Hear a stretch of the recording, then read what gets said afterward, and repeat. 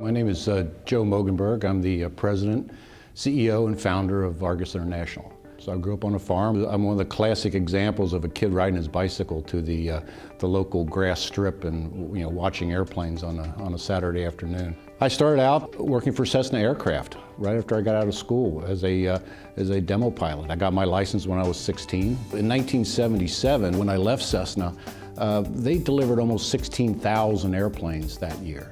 So we were selling a lot of airplanes to companies that really didn't have any idea what they were going to do with the airplane once they got it. So I realized there was a business there. So I started managing these assets for people. I built that business up until 1987 when I sold it to a company called NetJets.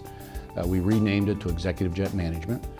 I stayed with NetJets until 1995 when I left and started Argus. Argus helps companies make decisions, and our data that we provide helps flight departments, charter operators, air carriers make informed decisions on their operation. We are now probably the largest safety auditing firm in the industry. One of my favorite authors is Hemingway, and his famous quote was, "Courage is grace under pressure." And we see that a lot. In many cases, we have not very good news to tell the individual operator.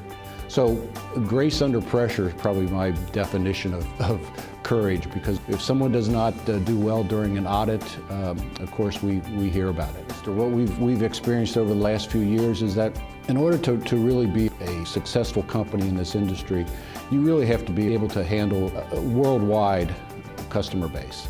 You really have to have the courage to go out there and move into other markets that you've never worked in before, where you have lots of strange rules and regulations that you have to abide by.